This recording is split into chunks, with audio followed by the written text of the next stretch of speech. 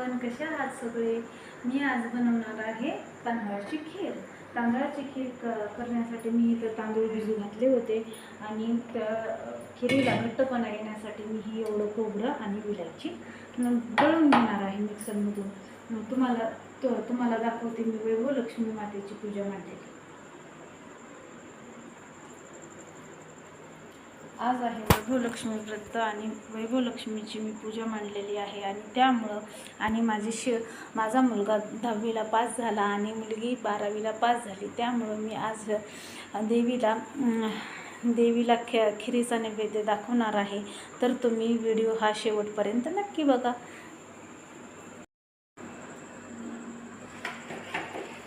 हे दूध मी आता उकळून घेतलंय.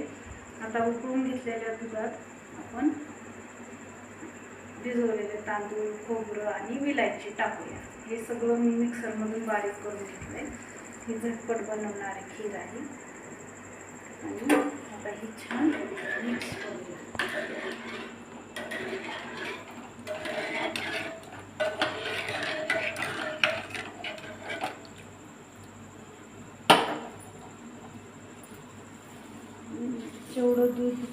जेवढे तांदूळ ते घेतलं होतं, खोबरं, विलायची, जेवढा ते मिक्सरमधून काढलेलं होतं, ग्राइंड केलेलं, तेवढीच आपण साखर घेऊया.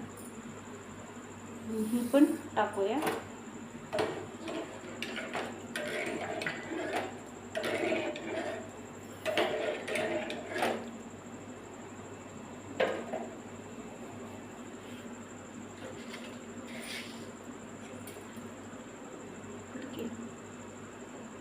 करके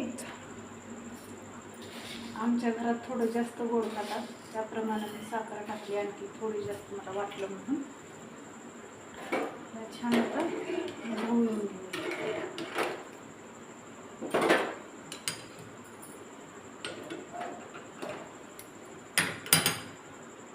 गॅस कमी करूया, मिडियमवर असंच ह्याला उकळी येऊन द्यायची.